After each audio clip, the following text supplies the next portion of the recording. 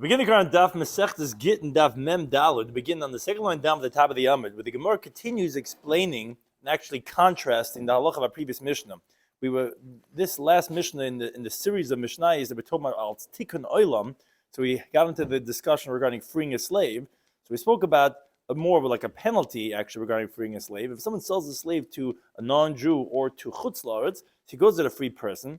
So now the Gemara is in the middle of a discussion regarding what's considered as a sale to be considered eligible for this penalty that he goes free, because you could have certain situations that it's going to be a transfer from the Jew to a non-Jew, but not necessarily did he do it willingly. Would that qualify also for this a gzeira of having the slave go free? Turn to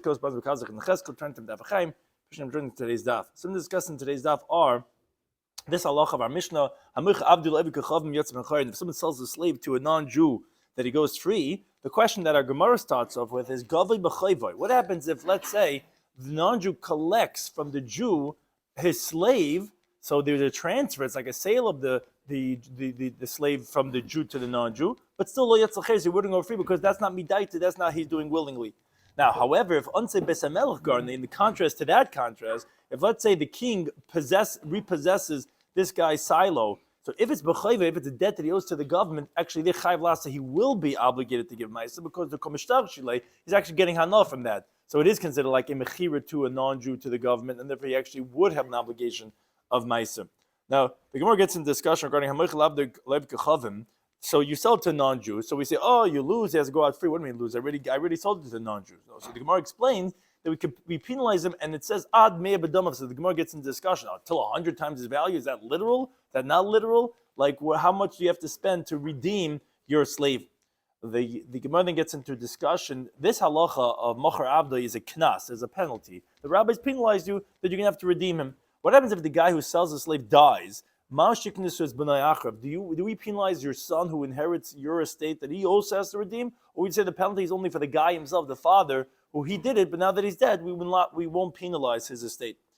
And then the Gemara gets in discussion regarding the other case of our Mishnah, not selling the slave to the non-Jew, but so that the Mishnah also said he goes out free, but the Gemara is going to explain sometimes he goes out free, sometimes he doesn't go free, and the Gemara is going to explain exactly when and why that is.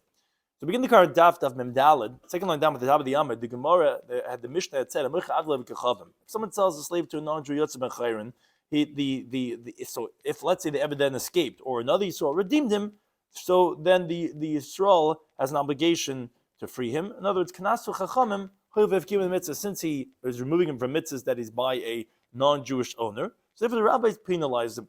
So now the Gemara quotes the second line down at the top of the Amud, turn upon, however, we learned in the Brisa, let's say a non-Jew collects this Eved b'chayvoi, which he had a certain outstanding debt on the Jew.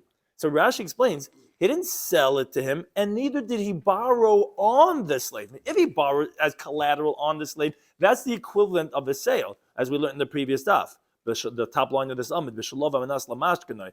So, but no, he didn't. The guy just repossessed his object. Sikrukin is from the word of so karka. Sikrukin was there was a time when the Jews were like literally hefker to be executed. And the Jew, if he wants to save his life, he would tell the non-Jew, so karka zu, take this property or this slave and just leave me, to get out of the situation of that he was going to be executed. So layatz l'cheres. In all these situations, the slave will not go free, because it's an einus, and it wouldn't be appropriate to penalize the Jewish owner for transferring the slave to the non-Jew. Says the Gemara, is that really so? That b'chayvoi loy? That if the guy is doing it for his debt, that then you're telling me that the slave does not go free? But there seems to be contradicted in the following brisa. Brisa seems to say a case of einus. It says of chayv haresha ansei beis hamelech garna, if the king confiscated a Jewish person's silo, his grain. So says the Brisa, im b'chayvoi, if it's for the debt that he owes to the government, chayiv la'aser, you have to take meiser on that grain. Why? It's not my grain, it's the king's grain. It's like you sold it. When you sell grain, before you sell it, you have an obligation of your own meiser. So you have an obligation. So we see we're considering it as if it is a sale, and therefore you have to take meiser, even though it's for a debt. But in Ampares, which Ampares is there's something that is just a total loss. He's not doing it for his debt. So then potem ala asa. Then you're exempt from giving meiser because that was for no reason. And it's not like I'm selling it. It's a total loss. But wait a second. You told me, I thought you said that when there's a collection as a chayiv, it's not considered as a mechira, and therefore you're exempt from the penalty of an eved. If it's not like a mechira, then why, if the government, if the king takes it for the chayiv, do you have to give meiser? That's only if it's like a mechira. But you tell me that collecting for debt is not like a mechira. So the Gemara says no. Shani hasam, by the case of the king of the government is different, because when they collect for the debt, his silo, his grain, the komishtar shile, he gets benefit that his debt is paid up. So therefore, regarding Maisa, he will be Chayav Maisa, because it doesn't have to be literally a sale. It has to be that you're benefiting from this transfer of the grain, and you are, because now your debt to the government is paid up, your taxes is done. But by the Eved, the halacha is a penalty because of a sale, but it's not because per se that it's a sale, it's the penalty that you're selling. Here, the guy didn't willingly sell it. It's against his will that it was collected. So why would you penalize him? So basically, the Gemara is answering is that even you consider a sale or not, the main point is that they have fundamental differences. By the halacha meiser, it's the idea if you're getting hana. If you're getting hana, I don't care. Sale, not sale, meiser, it's your grain, you're getting benefit from it. Call it whatever you want to. So you have to take off meiser because you're paying off your debt. By the eved, it's not a word of, because it's a mechira. Even if it was a mechira, the word is that, but you willingly went and sold your slave. No, I'm not willingly. My debt is paid up, but I didn't want this slave. I would have paid up with something else, or I would have pushed off my debt. So therefore, that wouldn't be really appropriate to penalize him in that situation. That's why he's not going to go out free in that case. So the Gemara says, Tashema. Let's try to bring a raya regarding this case of Einis, which applies to the Eved. We said if it's Einis, then the slave doesn't go free. That says the Gemara, the Amar Rav said the following teaching. Hamoicher avdoi lefarhang. Someone sells his slave to a farhang, which Rashi says, Tais disagrees, but Rashi says it's like a blackmailer who is a difficult person. And so what he does is he basically pays out the blackmail that he's trying to blackmail him for. So he says, give me $1 million, or I'm going to put out on the internet all the schmitz that you have that I found on your computer. So he's like, I can't suffer that. He says, so he gives him his slave as a payout to this Oivik Achavim, to this hacker that's a non-Jew. Halacha is Yotz L'Cheres. He goes out free. What do you mean? Why would he go out free? This is you can't get a bigger oinus than this. Guy doesn't want to give his slave up, but it's blackmail. So why would you say, you just told me before, even a chayiv is considered enough of an oinus that wouldn't go free. So why over here by Farhang, says Rav, that he would go free? Says Gemara, no, it's not true. Hasam havle lafayis. There, as Rashi adds on the words, b'dava achar, he should have appeased him with something else. Should have said, I'll give you Bitcoin, I'll give you whatever, something else. But v'leifayis, he didn't appease him, and he gave him willingly, here, take my slave. So that's the reason why he's going to be liable in that case, and that's why he's going to be Yatz L'Cheres. You're right. In general, there's a situation of Einis. But regarding the slave, that's not going to be qualified as an Einis because you could have given him something else, and therefore that's why he's going to go free. Now, the Gemara goes back, Gufa, to the teaching we just said. Amar Rav.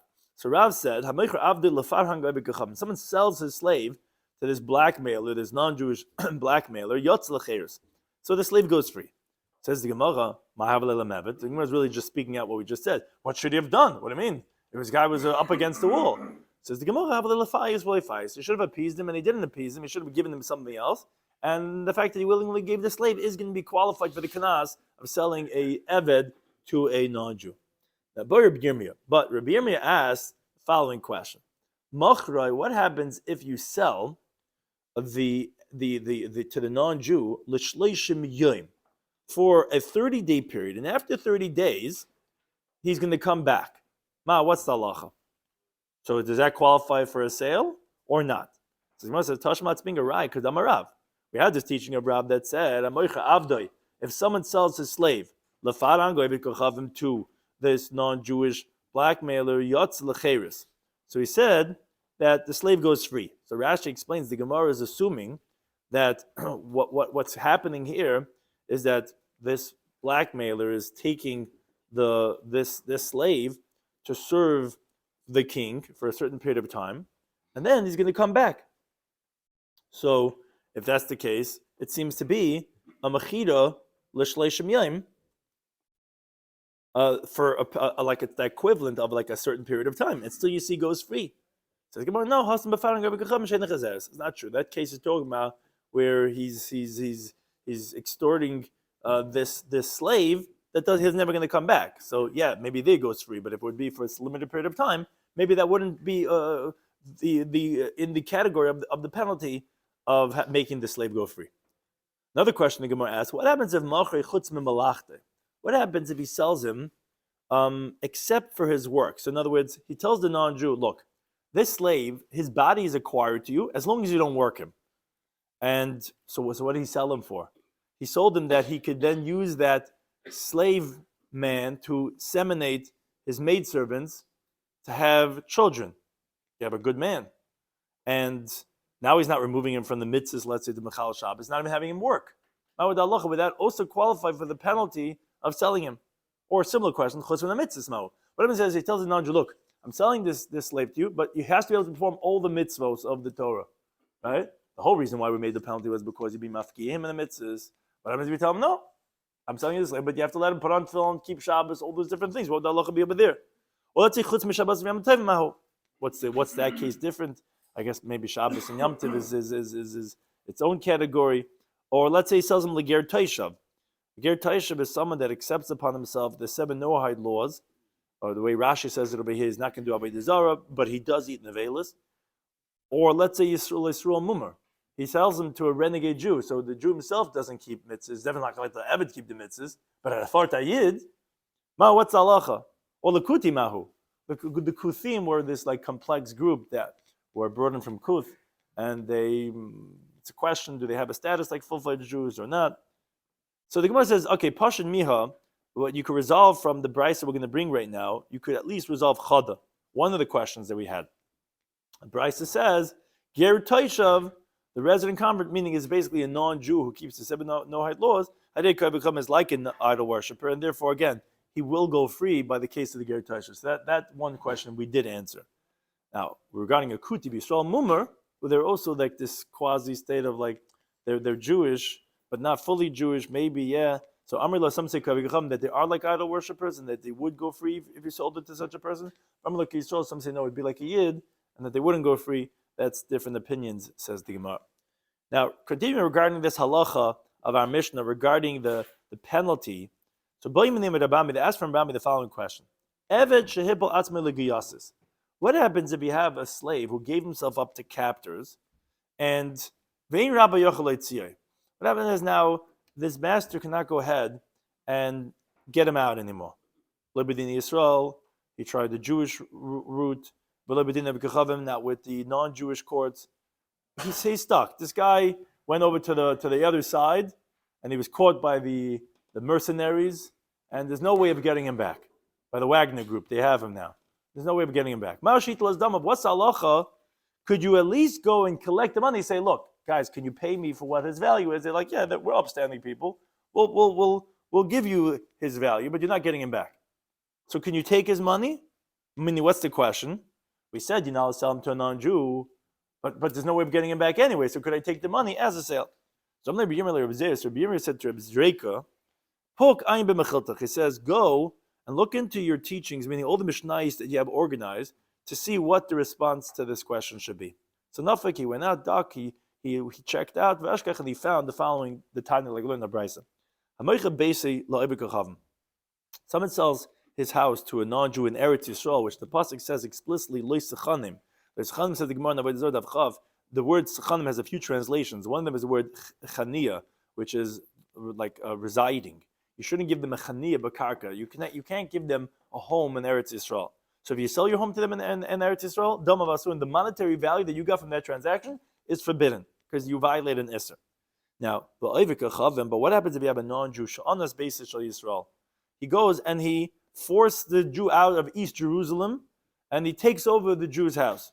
And he can't. The owner can't get him out. The Jordanians have taken over that area.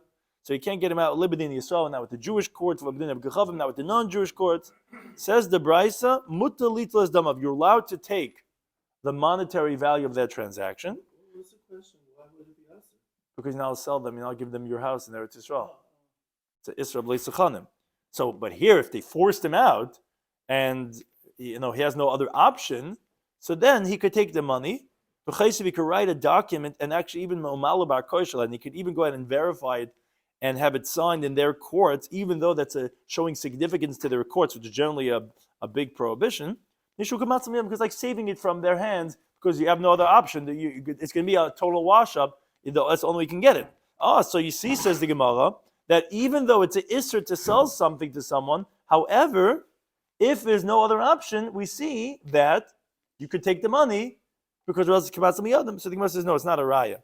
Because Vidilma, maybe this that the Rabbanu were not geyser regarding this is maybe because if we let you take the money from your house that you were forced out of by some person in East Jerusalem, you might actually come to sell it willingly. Say, I have more properties here. I got a nice amount of money from the sheik, right? So maybe hanamil bayis, maybe that's only by a house. Why? Oh no, so to the contrary, meaning maybe that the reason why they were not geyser is because of what's the concern is because you might come to willingly sell it.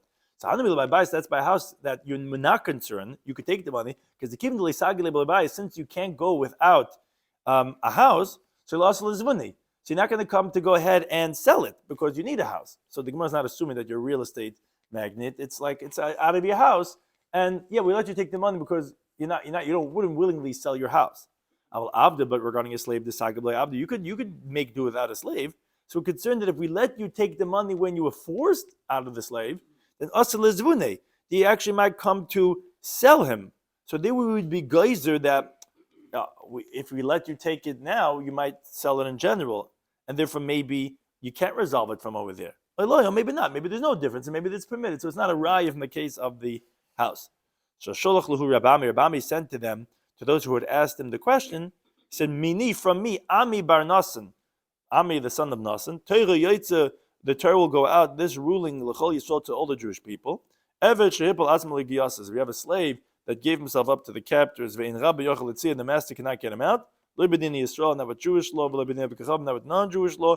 Mutta litla zama paskin. It is the same like the home. You're allowed to take his monetary value. You could even go and execute a document in the non-Jewish court, and they should come out to them because it's like saving from them. So he did say it is the same thing. The Gemara says, someone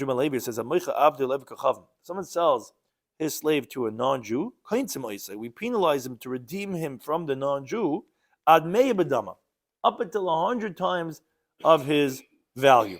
So the Gemara says, Dafka, is that really precise? I love Dafka, or is it not precise, meaning we don't really penalize him so much, it's what's called an exaggeration. So the Gemara says, Tashmat's being a raya, Damar Shlakish. Shlakish says, a meicher behema. Someone sells a behema gasa, a large animal, to a non-Jew, let's say like an ox. We penalize him up until 10 times of the value.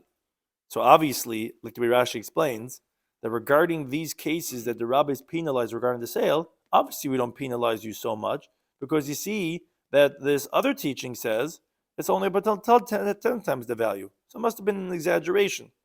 Now, what's the problem about selling a behema gasa to a non-Jew? That's actually, like the Gemara says, it's a gzeira, because you might come to lend him the animal or rent him the animal on Shabbos, and then you can be testing it out by when Zbein Hashmosh is already Shabbos, and you can be violating the halachas of doing malacha with an animal on Shabbos. So because of that, we don't even let you sell the animal. Okay, be that as it may, if you violate it, we see it's only up until 10. So obviously it's not precise when we say 100 times. The Gemara says, what are you talking about? No, the Dilmashani Eved. In other words, I could tell you that maybe when I said to an Eved you have to redeem up until 100 times, it was precise. By Behema, I only say 10 times the amount. Yeah, because a slave is different. Why? Because every single day, when he's by the non-Jewish owner, mafkalim mitzvahs, you're moving from mitzvahs. Violate this, so we'll penalize you up until 10 times. But by an evidence, when you sell him to the Kanani, maybe we'll penalize him up until 100 times. So it's not a right. That's one version. Those that say a different version. The teaching went like this. Whoever sells a slave to a non-Jew, the first version had it at 100 times, and then we asked from Behema, which says 10 times. This version has it the other way around. That if you sell the slave to the non-Jew, we penalize him up until 10 times his worth. Says Gemara, Dafka, is it precise? I love Dafka, not precise. So the way Rashi explains here, the Gemara's question is different. The first version, when we said precise, Taka, hindered mul 100 times, is that really so? Or you're just exaggerating. Here the question is the other way around. In other words, is it only 10 times the value? But what happens if they ask him 20 times the value? Would they penalize him up until you redeem him? And they're just picking what's normal because people usually wouldn't ask for more than 10 times the amount? But really, if it was more than that, you would have to redeem even if it's 20 times the amount? Or not? Someone says, Tashmat's being a raya, Damar Shlakish. This is the second version's version. Shlakish says, what? Why is he asking from?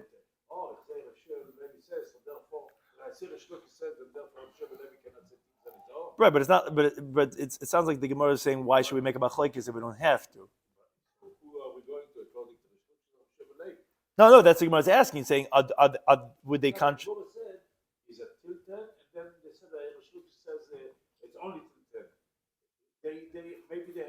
Maybe, right? I'm saying maybe. It sounds like the Gemara says, why should we make a machlekes? It's saying, loma kicking in a shlukish is halacha. Shlukish still don't get it if it's 10 or 100. Because one says 10, one says 100. Maybe it's not a machlekes. Right, but then the Gemara said, right.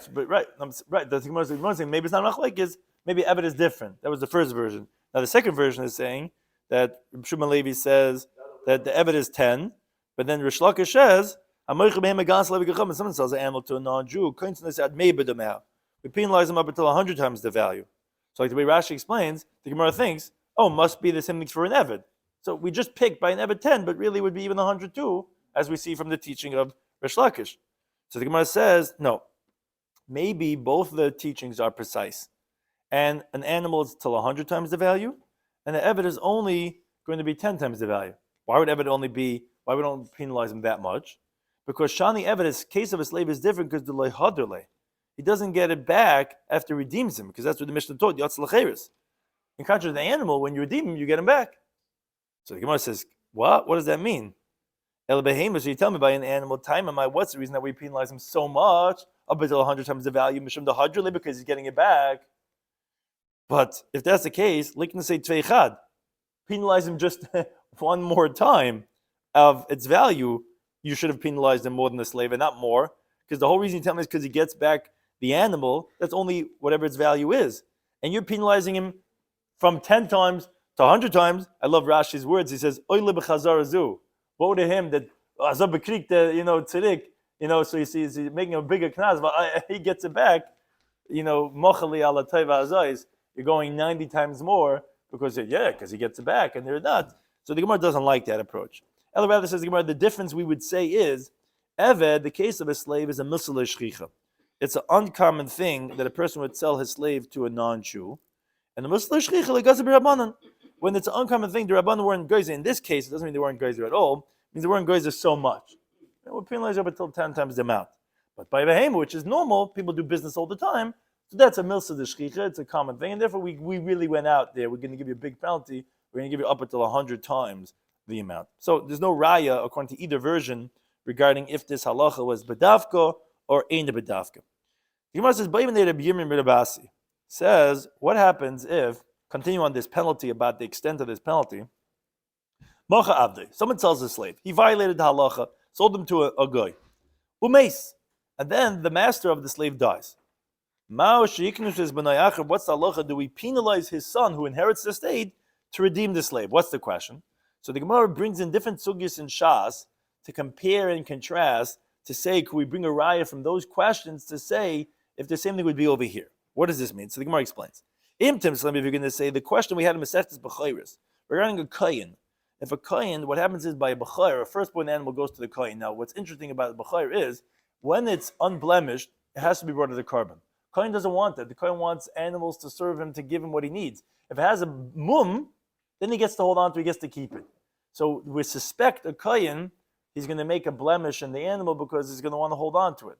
So what happens if tzalchem oizen b'chayr? What happens if a Kohen goes and he makes a dent in the ear of the firstborn animal? Now, he violated the Isra of Kalmum lo yiboy. You're not supposed to inflict a blemish in the animal, which the Gemara says over there, Lo yishachar lamas. That's it. Now you can't check for your own personal needs forever, because we're going to penalize you because you violated that isser. The Gemara over there asks, what happens if the kohen makes a nick in the ear, umeis, and then he dies? The Gemara's question over there in Bechayris was, should we penalize his son after him? That's the question we have over there. So then our Gemara wants to say, if you're going to say in that case over there, that kansu b'noi acharav, that we penalize his son who inherits after him, says our Gemara, you would not be able to answer our Gemara's question from that case over there. Why? If in that halacha we penalize the son, why wouldn't you say the same thing would be over here, that we penalize the son for his father selling the Eved? No, because the reason why it's different is because over there, the father did a biblical violation. The Torah says explicitly that kol mum lo yeh, the father violated, so we'll penalize the son. But over here, when the father sold the slave to a non-Jew, isur de rabbanan, it's only rabbinic. It doesn't state in the Torah that you can't sell an eved to a oiver kachavim. It's only rabbinically because you're being mafkim from the mitzvahs. So maybe it wouldn't be the same halacha. Maybe we would not penalize the son, even though over there that we do penalize. Okay, so you can't answer from it. But as Gemara continues some days, I'll bring you a different halacha. Maybe we could prove it from there. If you're going to say a different halacha, kivin malachta b'mayid. What's that? That's talking about someone could have done a certain malacha before Yom Tov, before Chol Hamoed. Or let's say he left it and he only started this work until right after, until before the Yom Tov. Now, since he put himself in a situation that, he could have started after Yom Tov, but he started right before Yom Tov, which halacha now is, regarding either one of these cases, it's what's called a davar ha'avid.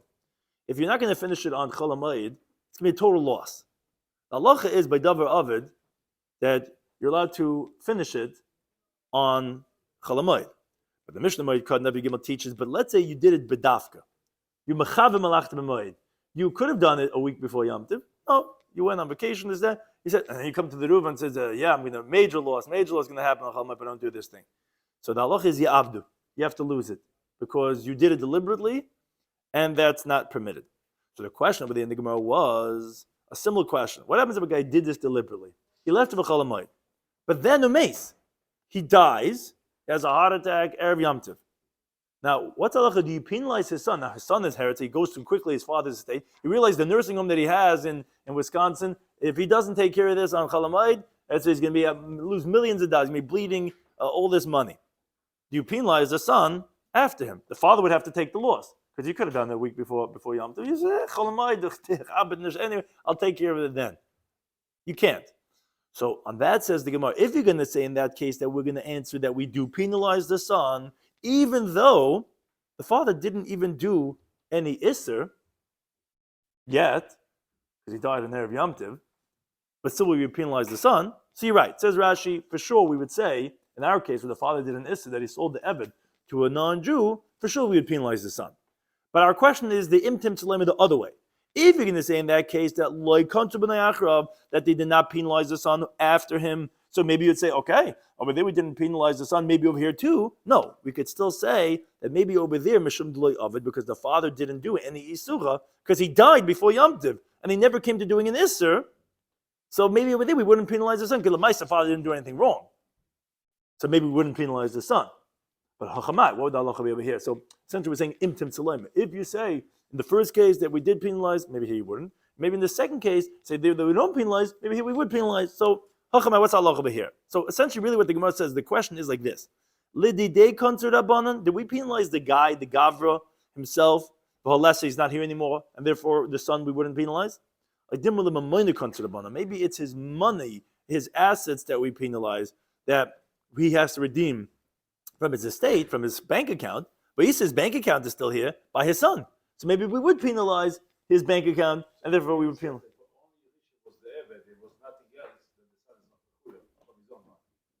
Say it again. If what do you mean there? The father left just the eved that's sold, and nothing else money for the son. The son doesn't have to shell out from his own pocket. You're saying you want to know if there's no Yerusha. Yes. We wouldn't, right, that's what it sounds like. Yeah, good deal. That like it doesn't sound like we're penalizing the son be'etzim, we're penalizing the bank account. And it's biyad b'nai. And then the son would have to go ahead and redeem the father's mistake, his violation of selling the slave. So that's the question: is it the man or is it the money? So Amalei, so he said to him, "Tinisu, we learned this in the Mishnah Masechet Shvius." Really? What's the Mishnah? So the Mishnah says like this: says that Sadish and Niskavtza b'Shvius. Niskavtza is from the word of like kaitzim, thorns. If let's say you took away the thorns and the thistles of the field to make it nice, so that's not really biblically considered working the property. So therefore, we don't penalize you even if you did on the Shemitah when you're not supposed to do work. Now, well, let's say, and so then the halach is tizra l'matzah shvius. So then you could go ahead and plant it right after Shemitah. We don't penalize you. However, let's say netaiva. The taiva is when you fertilize the field because you take a wagon and you have these fertilizer and you drop it throughout the field. Like nedaira, which is similar, but it's just nedaira is like from the word of deer. A deer is a corral where you basically take a pen and you put the animals inside to fertilize the field. So again, these are working the ground, and then we will penalize you. Therefore, right after Shemitah, you're not plant it because we penalize you. Now you have to wait because of what you did to work on Shemitah. Okay, that's the Mishnah in Shvius. Now on that Mishnah, it says, Naktina, we have a tradition, the Heitiva, the mace, if the father did this penalty, that we would penalize him. If he fertilized the field and then he dies, B'noi Zaira, the son is allowed to plant the field matzah shvius. Says the Gemara, Almas, obviously we see that Lididei Kanser Rabbanan. It's only the man that we penalize, but Labrei Kanser Rabbanan, but the son, the money, the bank account was not penalized, and therefore that would answer our question too, that the son would not have to redeem the Eved that was sold to the Eved Gechavim after his father passed away. And so to Omar Abaya. Abaya says a similar teaching. Like Tina, we have a tradition. Timei tahara shel chaveira. Someone went and someone had his grain or whatever was tahar, and someone else went and he's metamet. He made it. He was touched through a sheretz on that, whatever it is, and then the mason then he died.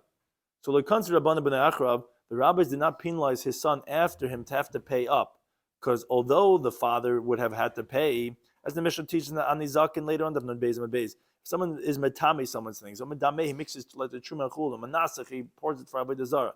If you do it by mistake, you're pater. If you do it deliberately, you're going to be chayiv, because ultimately it's a damage for the guy, because now it's tame, and let's say he's a kohen or whatever it is, he can't utilize the thing right now. But we're not going to penalize the son. My time, what's the reason? So Gemara explains, because hezek shein and nikram, when you have a damage that's not recognizable. In other words, you don't see the tumah unless you're a Greiser Rebbe. You don't see tumah on the peiros itself. It's not recognizable. The damage, lo shmei hezek. In halacha, that's not considered damage, meaning which Rashi explains to make a liability on his estate from biblical law. Only because Rabban, it's a rabbinic penalty. So l'didei kanser Rabban again, same idea. We penalize him, but for the son, the rabbis did not penalize, and we see that it's limited for the man and not for the money. Now we said in the Mishnah, the other halacha, that oi l'chutz laaretz. If let's say he sells a slave to chutz laaretz, so the Yisrael lives in Eretz Yisrael. He sells his Eved to another Yisrael, but outside Eretz Yisrael, so the Eved has to be freed. So on that says the Gemara, the Gemara elaborates on this. So if someone sells a slave to chutz laaretz, even to a Jew, yotzal cheretz, he goes free. But v'tzorch get shiur. Now, in the previous halacha, when you sell him to a guy, we had said you need to get shiur from the first master. Here we say v'tzorch get shiur me'Rabbi Sheni. The second master who bought him, who legitimately bought him, has to free him because we penalize the fact that you took him out of Eretz Yisrael to chutz laaretz. Now, Shimon Lema, he says, wait, it depends. He says, pa'amim yatza, upam lo yatza. No, sometimes he goes free, and sometimes he doesn't go free. Kate said how so? So it gets a little complex over here. Omar, let's say he says, Pleini avdi. This guy, my slave, mechartiu, I sold him lepleini antuchi. Now, Rashi says, if you're saying this guy, this antuchi, sounds like, meaning that guy, you say, the kletzker, the guy, the one who was born in Antuchia. Doesn't sound like necessarily that he was born, that he lives in Antuchia, which is the name of a place. So you could say that the guy didn't buy him to bring him over there. He's from that place. So therefore, lo yatza. When you sell, if he says he sold the guy to the guy who is this American, yeah, ani macharti American, right? But he could be living in Ramat Beit Shemesh. So even if he does take him to America, well, it could be he plans on coming back. So therefore, he's not going to go free. But let's say you say lantuchi shebantuchia. Let's say I sold it to the American in America. That sounds like that not only is he from there, but he lives over there. And that's the intention of what you sold him for. Then Yatz is going to go out because he's selling the Eved from Eretz Yisrael to Chutz La'aretz. That's what the teaching of Rabbi Shloimy Schwartzberg is. Problem is, says the Gemara, in a different brisa that actually says, Mechartia lantuchi, he says I sold him to the Antuchi, Yatza, he will go out. So if, let's say he's in Eretz Yisrael and he's in Yerushalayim and he says, oh, I sold him to that American, and so he's going to go free. But if he says Antuchi Ashur Belud, but let's say he says, oh, I sold it to the Antuchi who lives in Lud, which that is in Eretz Yisrael, lo yatza, it doesn't go free. So this is contradictory brises, because if you just say I sold it to the American, to the Antuchi, will he go free or not? The first brisa says he will not go free. Because to the American? Okay, but he lives in Ramat Beit Shemesh. But if you're saying to the American who lives in Florida, oh, that sounds like that, yeah, you're selling him to Chutz La'aretz. The second brisa, however, says, no. It says that if you tell him I sold it to the American, he will go free. And to the American who lives in Lud, he won't go free. So what's the halacha regarding the case of selling a soul to that guy, to the Antuchi? The Gemara says, Lekash, it's not difficult.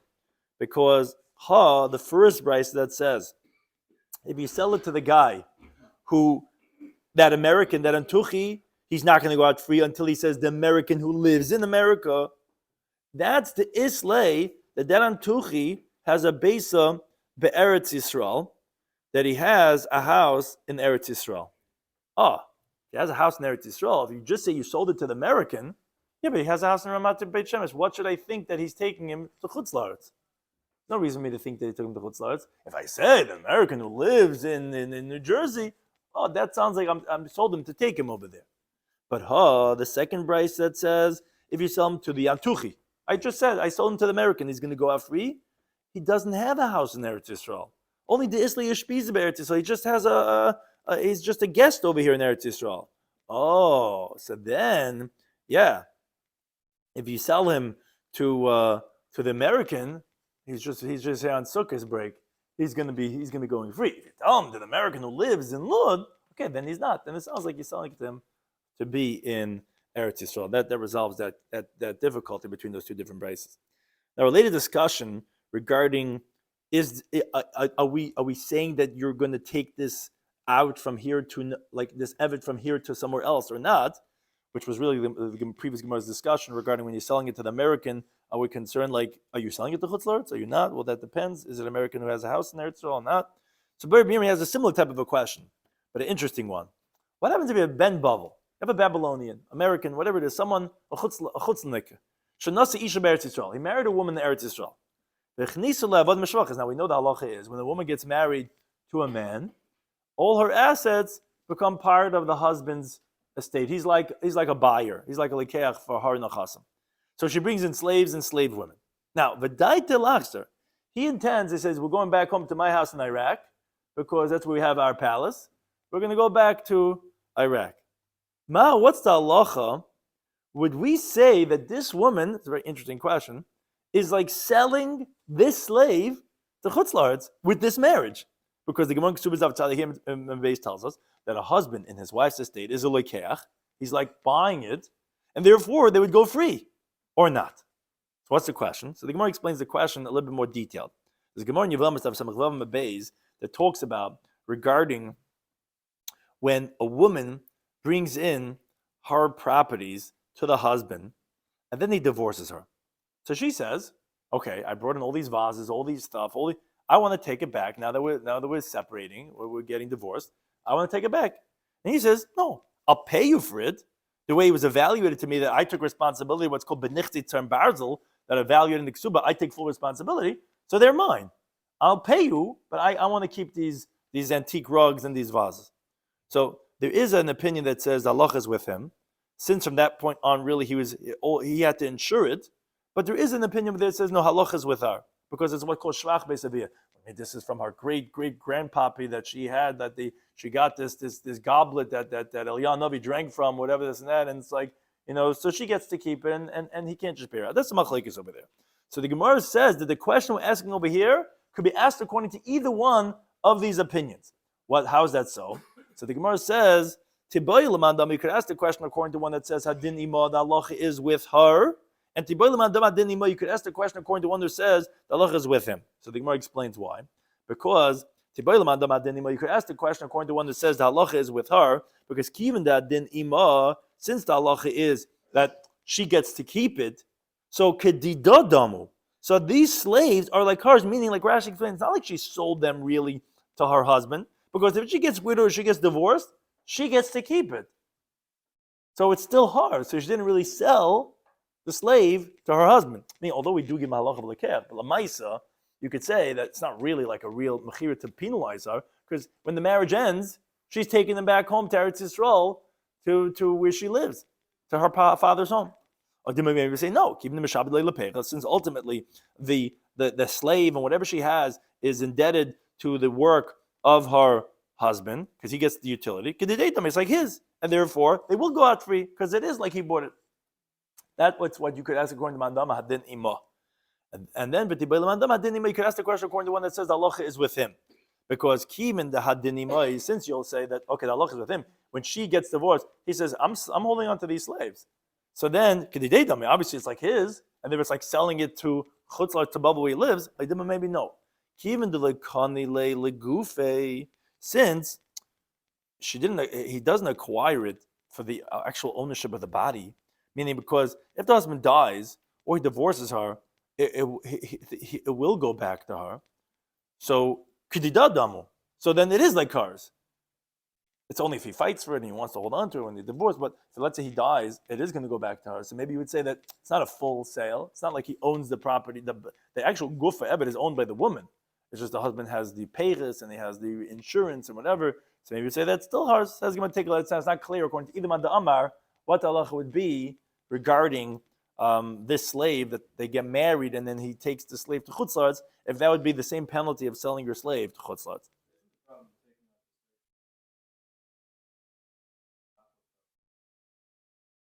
Yeah. Right, so that's a good question. And you should say any time that they move from Eretz Yisrael to Chutz La'aretz. What?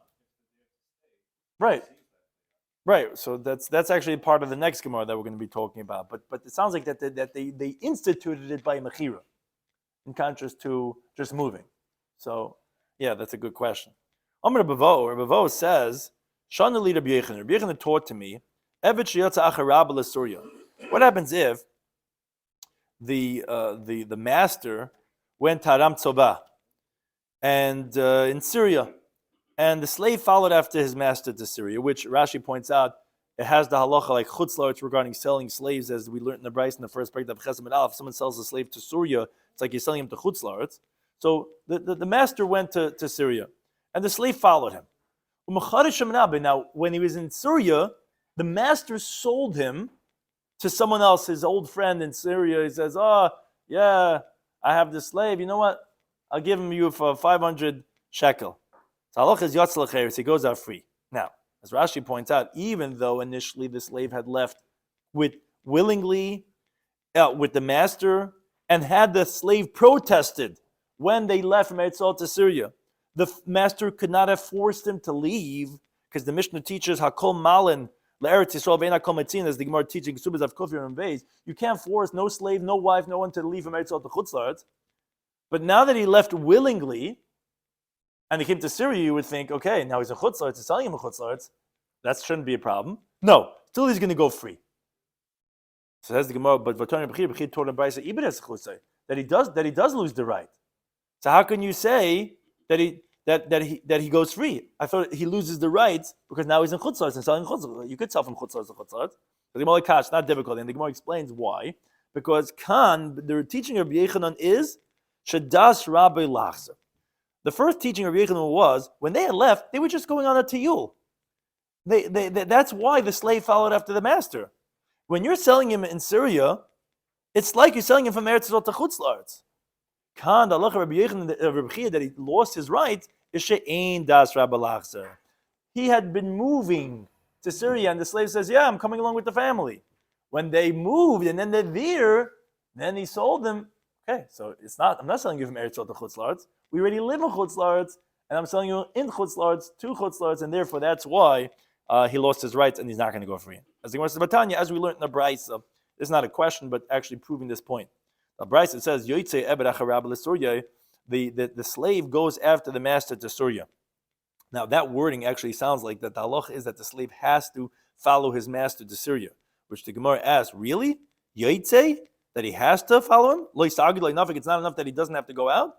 V'tan, we learned in the Mishnah Kesubas that says, Ve'ina kol matzin, no one could take out anyone, not a wife, not a slave, from Eretz Yisrael. So the Gemara says, no, it's not the word Yoitze, it's Yotza. If Yotza ha'eved acharab l'Surya, if the slave follows after his master to Syria, and then the master sells him over there, so it depends. In Das Rabbi Lachzer, if the intention of the master was to come back, when they went out, they were going just for summer break, with the intention of coming back, and then once there he sells him, he was low on his money, and he says, you know what, here, I'll sell my slave. Then then we force him to free him, because it's like the equivalent of selling from Eretz Yisrael to Chutz La'aretz. But the main Das Rabbi Lachzer, they never intended to come back. They were moving in Kaivin, and then they don't force him again because he lost his right, because he willingly went out, and now you already came to Chutz La'aretz. It's like selling from Chutz La'aretz to Chutz La'aretz. Now, explain the halacha of the Mishnah. Amar Rav Anan, Rav Anan says, Shami Minei Demar Shmuel Tarti. He says, I heard from the master Shmuel two halachas. This is a little bit complex, actually, this Gemara. But he says, in the following two halachas, I heard a psak din from Shmuel. Chadahach. One was the teaching we just said before, that if you sell an eved to Chutz La'aretz, he's going to go free. And Be'idach de Idmar, and the other one was learned regarding Hamaycher Sadeh B'Shnasa Yevel Atzma. Someone sells his field in the Yevel year itself. Now we know that in Yevel year, the field comes back. What happens if you sell it in the Yevel year itself? So Rav Amma, he says, Mechura, it's sold, but B'Yaitza, it goes right back to the owner immediately. And the guy who bought it obviously lost his money because it's going right back. Shmuel Amma says, no, Ein Mechura Kol Iker. It's not sold at all from a Kavach Chaimer. If what already was sold goes back in the Yevel year, now, where it's not even sold, isn't it halacha that it's not going to be sold? So Rav Anan is saying that regarding these two things I heard from Shmuel, what the halacha is regarding the monies. By both of these cases, we're saying it's going right back. Now, but someone paid for it. So what's the halacha with the money? So he says, B'chada, one of these teachings I heard that hardri zvini, meaning it's like the sale is undone. The money is going to go back to the buyer. But the other one, the halacha is loy hadri zvini.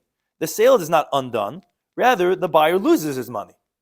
He says, and I don't know which one of these did Shmuel say, right? There's two teachings. One is you sell the eved, which we say, okay, you have to get him right back. And the other one was with the field in Yovel, which you sell it and it goes right back. So they're both going right back. But who loses the money? Does the lekach lose the money, or does the because you sold them from one year to another year in the Chutz La'aretz, or does the seller lose the sale because it's undone? So Rashi asks an interesting question. He says, if you're going to say that Shmuel held by the case of selling the field that loy hadri zvini, meaning the sale is not undone, and rather the field goes right back, but the buyer loses his money, then what would he be disagreeing with Rav? According to Rav, also it doesn't go back because he says it's mechur b'yaitze. It's sold and it goes back, which is the loss of the sell of the buyer. So how would Shmuel be different than Rav? Says Rashi, no, for sure they would have a disagreement because according to Rav, the sale is a sale. And if let's say you were kaina nechasim she'ein lemachrayis, which are called like metal and movable items, you were kaina with this sale together with the property without mashicha, you would be kaina it.